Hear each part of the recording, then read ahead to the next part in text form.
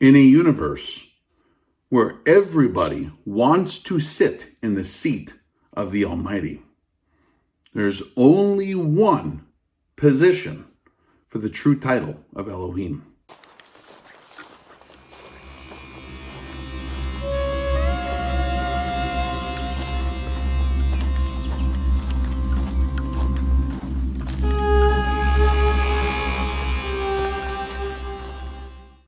Why is Babylon so confused all the time?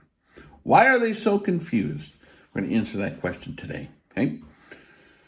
Analysis paralysis is a disease of the person trying to live outside their lane of authority and responsibility and ascend to Elohim status when they are not qualified. And in that world of them exiting their lane and being way outside what they were created to be, they will be confused by that which surrounds them. Hence, welcome to Babylon the Great, mother of harlots and abominations of the earth, the land where everyone thinks they're Elohim and wants everyone else to submit to their great Elohim creative ideas. That is the problem with Babylon in a nutshell. Garden of Eden, what did we want? We wanted to be like gods. That sounded very appealing to us. We coveted Elohim's position of authority, and we did then what? We went straight for the tree with the fruit of what? Knowledge of good and evil, religious knowledge, the tree of knowing more than the next guy. Why? To be Elohim, to exit our lane as a created being made in the image of Elohim, lovingly, as his child. They can walk hand in hand with him. And the funny thing is, when we are like children, we are closer to him and have more access to whatever kind of godly power he has than when we venture outside our lane and try to not be the child of Elohim, but try to be his daddy. And it doesn't work that way. If you are experiencing religious strife, if you're experiencing political strife, family strife, strife amongst your brethren, if you're butthurt about the way so-and-so does something and the way someone else does something, if you feel contentiousness when you're hanging out with a congregation because, I don't like the way they're doing stuff around here, who put you in the captain's seat? I know that that's not my role. Did you know that in the army, the private who is doing the private's job is almost never, unless it's Private Snuffy, is never confounded by what he's supposed to do. The private, being a good private, has orders to carry out his specific task that he can handle within his lane, that is his actual authority. Tell you what, a private guarding a certain area with an M16 is 100% in charge of that area that he is guarding. Doesn't matter if a 5-star general walks in there. If he doesn't know the password, it's going to be a problem. But he's within his lane that he was assigned. Now, when the private thinks that he needs to ascend above that without going through the proper process or channels, when the private wants to be the sergeant and the private is not yet the sergeant, that's where people get confused. That's where people run into conflict. That's where they're confounded. That's when they start to babble at each other and past each other. Every fight that exists is people existing outside their assigned lanes in life. If you operate within your lane, okay, that potential for confusion is almost completely gone. Why?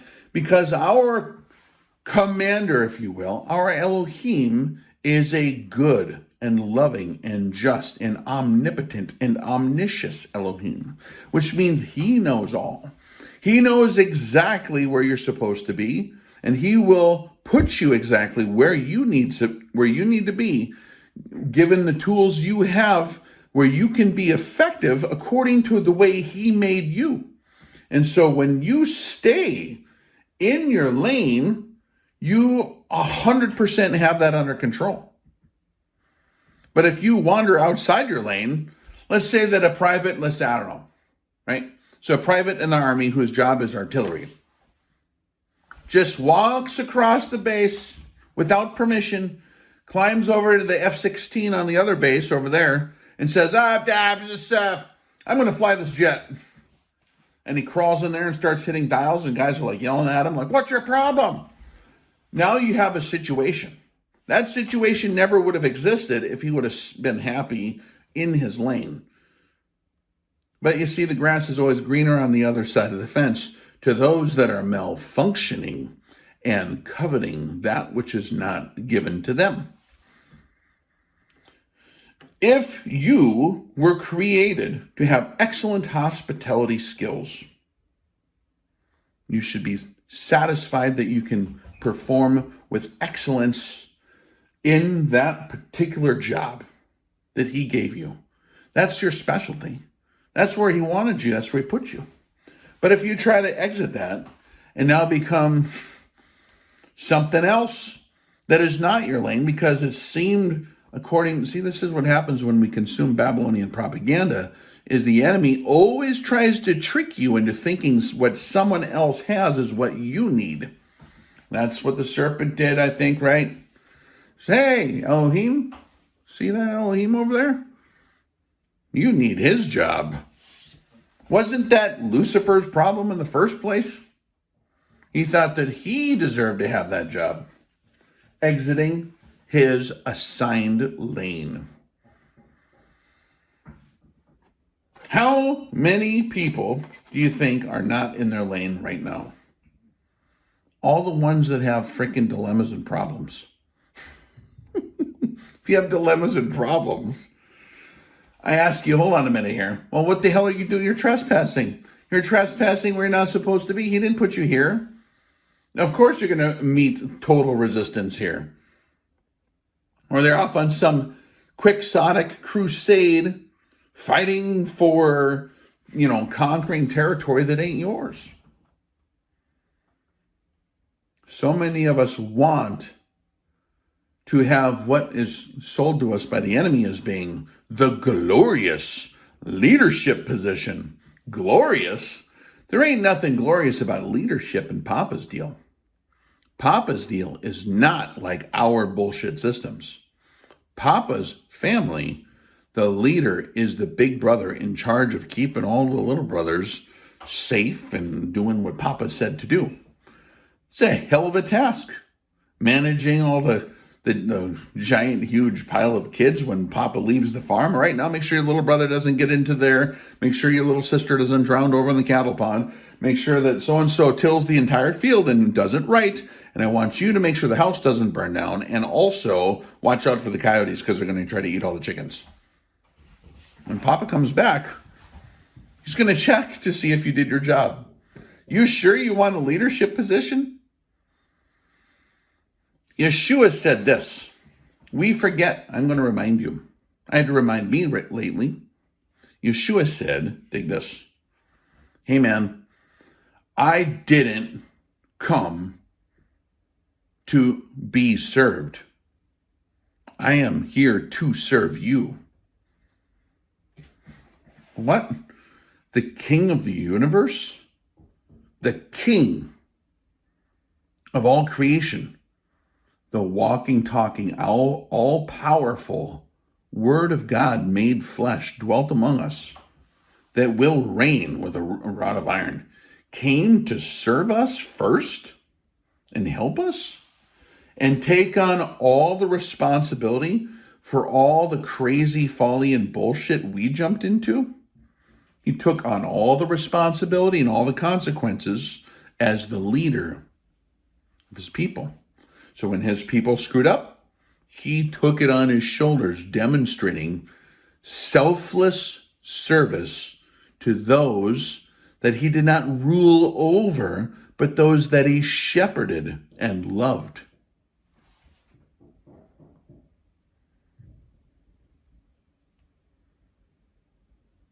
Think about that. those that he loved. It's not like the bullshit you watch on TV for entertainment on reality TV shows where the boss is the boss and gets to walk around all smart. It's not like every movie where the woman's like the hero boss and like the general of the army and does flying ninja kicks and like just tells all the men what to do. That's some kind of weird Luciferian deal. In his system, people who are given authority have the responsibility to take care of and serve the sheep. Peter, right? If you read the story, Yeshua says, hey, feed my sheep. Peter didn't walk around with his chest sticking out thinking, I'm in charge around here now. You guys need to listen to me. I sit on the chair. I shall sit on the throne. I'm going to sit on the throne, and all you guys have to see, here's my title and insignia and rank. And we're going to have a chain of command, and I'm going to be on top. Who's going to sit at the right hand of the Father? Like, hold on a minute here. He who wants to be first is going to be last. And he who is last will be put first. The heart of a servant is like a different deal than what we thought. This is why it tastes bad to be involved in religious institutions that are, their heart is upside down and backwards, where they think religious leadership is some kind of hierarchy that serves themselves. That's Luciferian system. Papa's deal is where the guy who is given a responsibility is there to try to help everybody. It's like a totally different deal. The Babylonians are confounded because they've exited their lane of what they were supposed to do in their communities. And you can't have every single person on earth be the chief at the same time. That shit does not work. And it causes conflicts between different chiefs. In his system, there's no conflict between chiefs because there is a very specifically ordained, structured system that he set up. And there's accountability on every level going up. And if the shepherds on the lower levels have a mistake, it's on their shoulders. They're going to have to answer to that. It's a responsibility that most bad people don't want. It's funny. Do you know why there's an overabundance of wannabe leadership in apostate religious systems, such as churchianity, such as messy whatever, like messy Baptist, messy Costal, messy whatever, Anik. Don't be triggered by the words I'm using. I'm talking about Papa's actual system in his book. I don't like titles.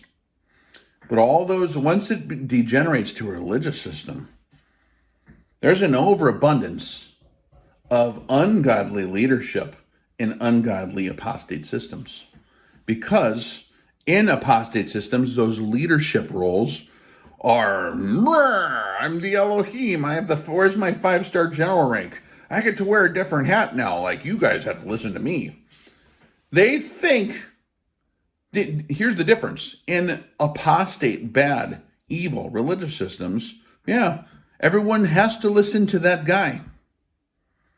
In his system, that guy who is the shepherd, he just doesn't he doesn't do what he wants. That shepherd is a slave to the master of the operation. He's a slave, a servant to righteousness. He does not get to do what he wants. The leaders in his system do not get to do what they want. They have to submit to the will of dad. And the child of dad with responsibility that dad gave them. Now that is not sexy and appealing, and that's why there is no leadership in his actual system. There's very little, like everyone's like, I don't want that job.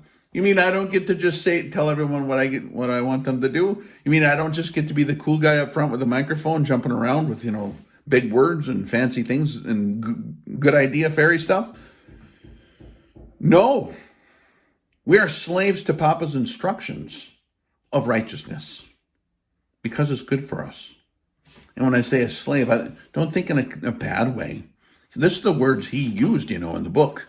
We are now slaves, not to the flesh. Now we're slaves to righteousness. We're not slaves to sin. Now we're slaves to righteousness. We picked a new slave master. If you want to be individually free, well, that's churchianity. That's where everyone is God. I am individually a free, sovereign person, and I am my own Elohim now. And I will now have to fight every other Elohim that gets in my way because the battle of you know what I mean?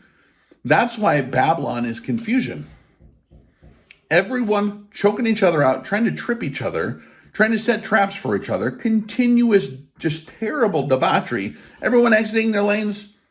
Everyone comes outside their deal into other people's things and telling Meh.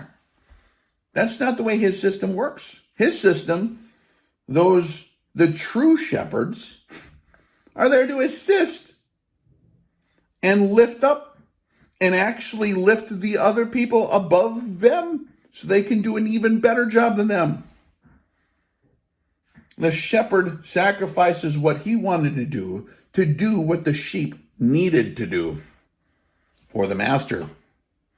That's a whole different program. And it does not appeal to 99% of people on earth who are stuck in apostate religion. Because most people are selfish and they are without his instructions. And it doesn't appeal to them. The real deal does not appeal to them. That's why there's a lack of workers in the real field. The real field doesn't have an abundance of workers. They're far and few. He's looking for someone who's going to do something. And you better watch out. He might give you a battlefield commission to do more stuff than you can more stuff than you feel comfortable with. I don't know how this works, but it's not glorious to be a servant in it, is it? Shouldn't be. It's not about our glory. It's about Papa's glory. And it's not like we hang out with Papa so we can have his glory shine on us. We love our dad. Our dad gave us everything we have and then sent. Think of the story of what he gave us to save us from ourselves. Selfless leadership from dad. Yeshua came here not to be everyone's boss, but to serve. And when he comes ruling with the rod of iron, it's still a servant's role. It's the king, a real king, that is there to shepherd, the good shepherd. It's not there to consume the sheep. It's there to help the sheep live. Now, if you don't like being a sheep, then this deal ain't for you. But has nothing to do with it. It's just the way it is. But the good news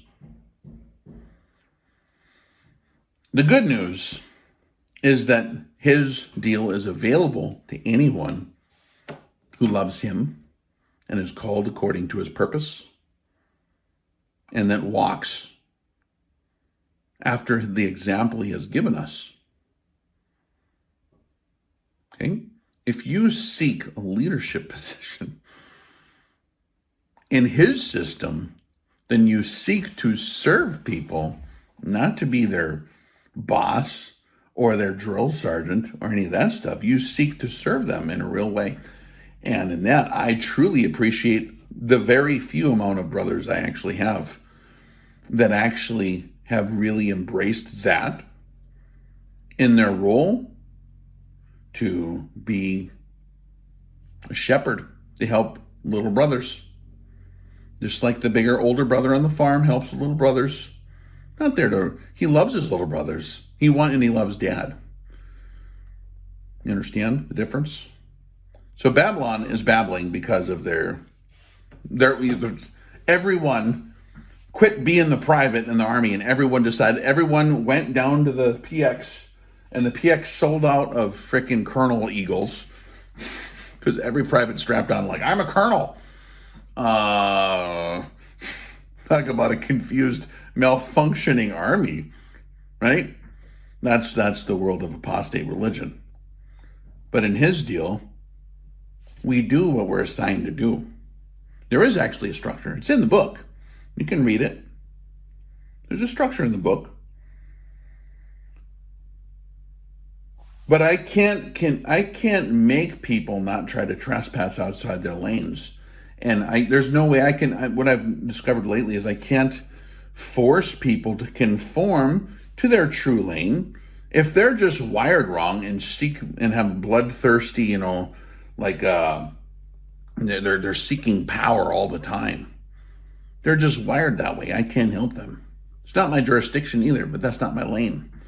All I know how to do is to be good with what I have specifically been assigned to do in my lane. Okay? But we don't have the jurisdiction to make other people do other stuff. The best we can do is serve other people, and that role of shepherding and leading is creating what one of my mentors refers to as leaderful, a leaderful structure, to where the shepherd is trying to equip everyone else to have those same skills, to bring them up in the fullness of the faith, so that at some point, did you know this is a cycle? It continues, and nobody should seek old guy gray beard status. It's just a responsibility that might fall on your shoulders one day. But it's not like the other systems. So if you find yourself bucking, right, all the time, and butting heads with people in the world of religiosity, you need to just maybe step back, take a deep breath, stop, look, listen, smell. There's something happening here. And what it is exactly clear. There's a man with a cross over there telling me I need to beware. Okay, you understand? So hopefully this message helps you to realize why it's such a miserable world outside of his deal. Inside of his deal is very simple. There's no confusion. And any time during the day, I can simply index to what Papa told me I need to actually worry about, and then I'm busy with that.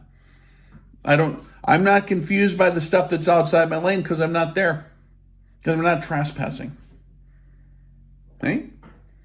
And if stuff does happen that's beyond my ability, there is a structure of good shepherds that I have access to where I can go within that structure and say, hey, I need assistance. And they go, oh, let me come over there. Oh, I see what's going on. That's that coyote again. Whap! The staff right in the face.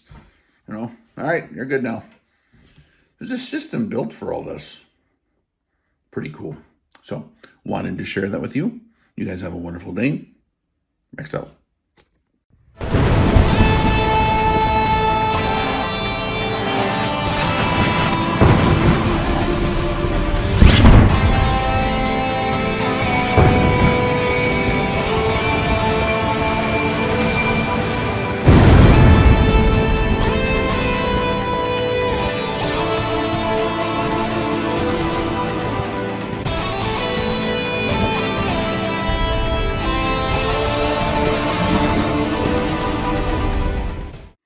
For much, much more, you can join us on the Patreon page, where we have in between 40 and 70 posts on average per month, exclusive posts that you'll never see here, where we talk about everything under the sun, talk about all the fun stuff, the pointy objects, the training classes are over there. Everything that we do that is really, really something special is over there on Patreon. Please join us, and if you'd like to show your thanks or support, that's another way to do so. We have a multitude of different tiers suited for different levels of people that would like to participate on different levels. Come check it out. I'll leave a link below. We'll catch you over there on Patreon. Rex out.